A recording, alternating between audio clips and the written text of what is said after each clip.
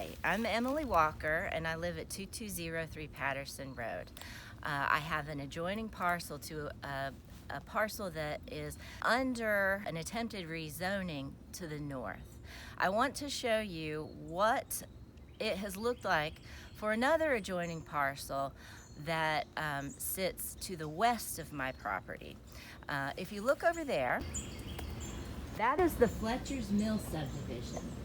It was clear cut several years ago, and after that we had some torrential rains, and you can see how that's an uphill slope, and it goes down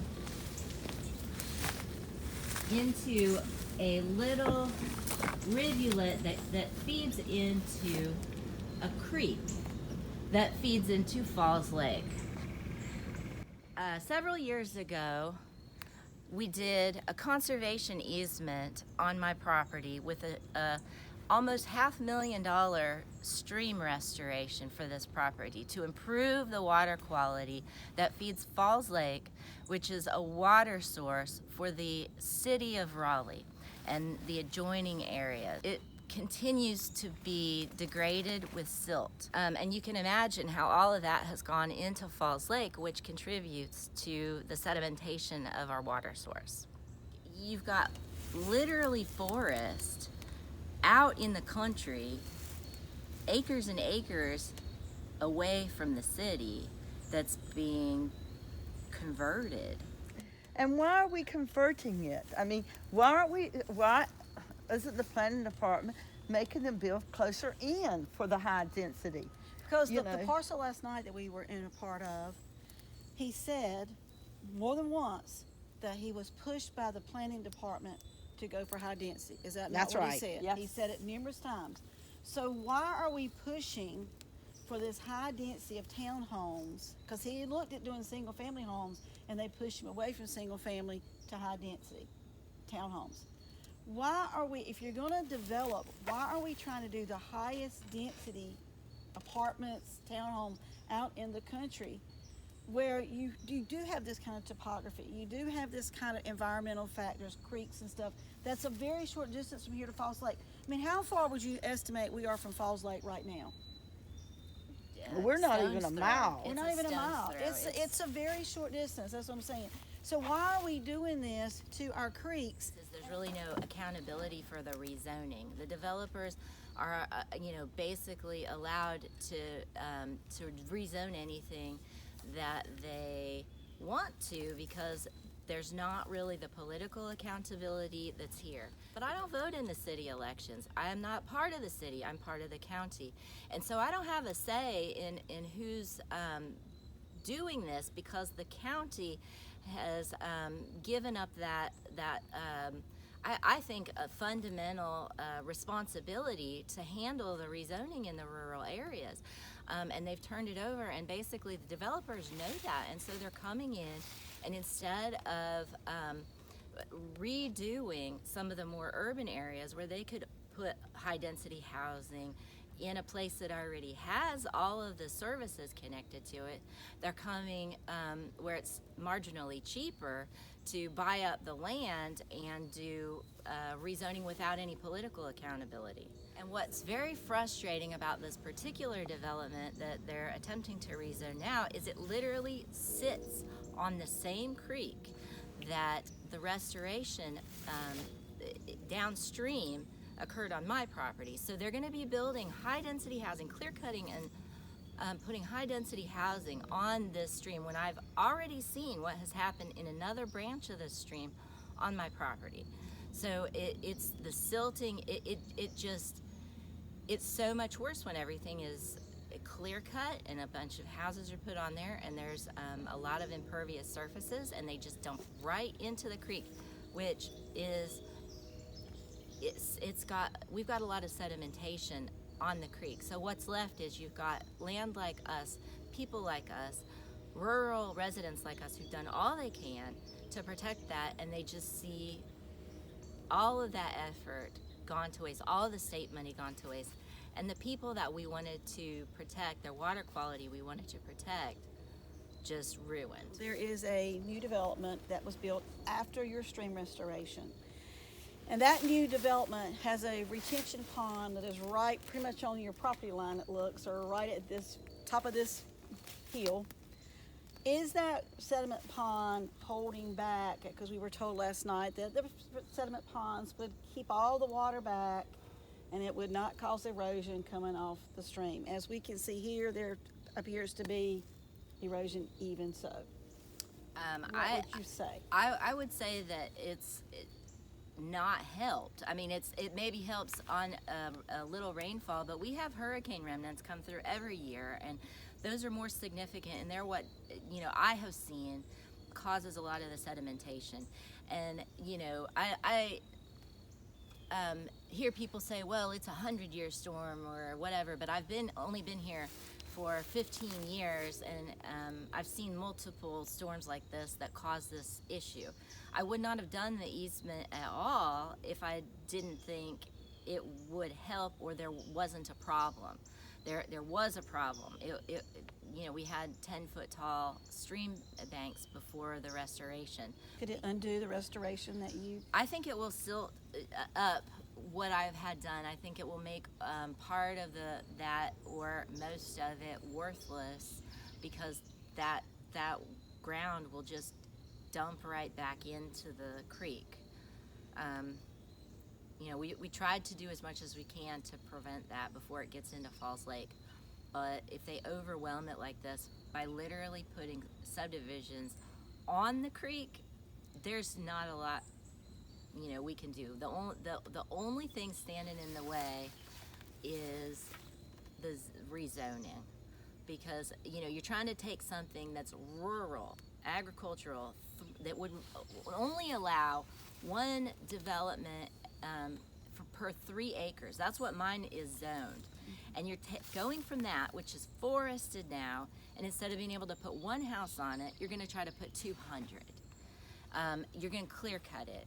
And you're putting it on a creek, which is not, to me, a bright idea. The only people that are going to suffer are the citizens who have to drink the Falls Lake water, and the homeowners that are going to move in there and have flooding issues because they live on a creek. So let me just, while it's a beautiful place to go ahead and talk about the things I want to talk about a little bit earlier. So I did my homework last night, and I pulled up the stream restorations on the Durham County site. Yes. And I'm going to just call out the last 3. So in 2022, there was a stream restoration at called Grove Park Restoration Project. It was completed in 2022. It called for 6,000 linear feet, which is not a lot, okay, but 6,000. It was $1,476,800 per their website. And I want to remind people that 100,000 of that was from the Grove Park HOA. They paid that out themselves. Their HOA did 100,000. But it went to provide relief to Little Lick Creek, which is again here, and Falls Lake, which are both on the 3OD. I'm just going to read what they say. Little Lick Creek and Falls Lake are impaired due to nutrient and sediment pollution and are listed on the state's 303D list of impaired waters. This project will drastically reduce sediment loss and will decrease total nitrogen and total phosphorus. Nitrogen will be reduced 275 pounds per year and phosphorus 119 pounds per year. Now that's just in Grove Park. Then the second one that was done was Marbury-Jackson project on Panther Creek, just around the corner. 4,000 linear feet, 900 tons of sediment are supposed to be spared for a price tag of $760,000. And then the one that Emily's talking about today, 2019 is what they said was the completion date. Little Lick Creek again, 2,218 linear feet. Got me a little friend here. $400,000 is what they said on this document, Emily. I don't know the final stat, but it said it was to spare 473 tons of sediment per year to help Little Lick Creek and Falls Lake. And they break it down, how much of that would be phosphorus, how much of that would be nitrogen. For your project, they say it would save 383 pounds of total nitrogen and 25 pounds of total phosphorus. So why is that important for those people that don't do their science guru stuff? We know that's what feeds toxic algae in Falls Lake. the toxic algae blooms that we have studied and learned about over the last couple of years by doing this PRD stuff. It's a big deal.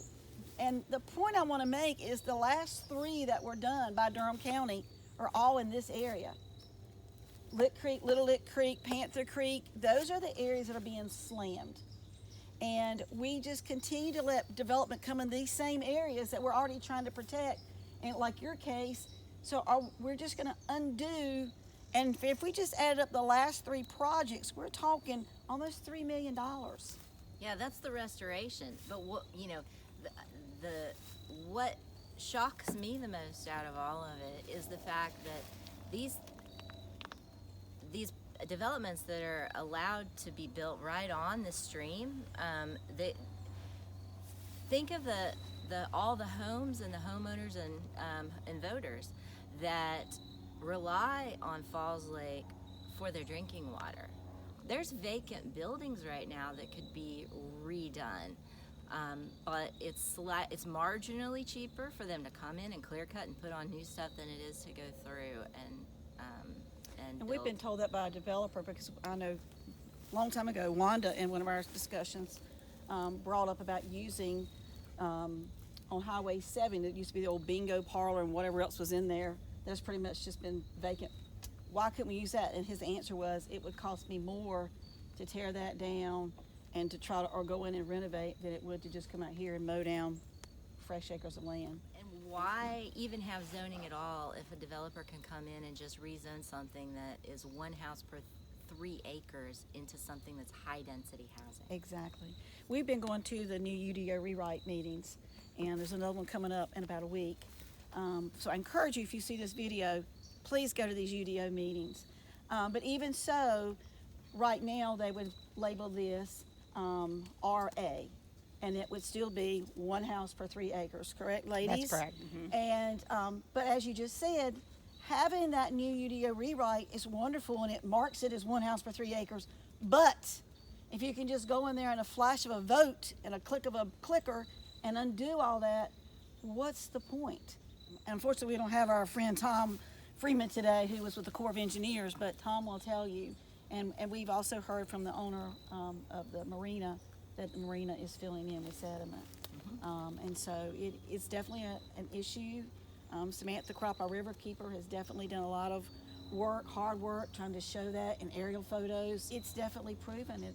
We are having a ton of sediment filling in. I know, and this sediment that came from that subdivision just a couple years ago went somewhere. It went downstream.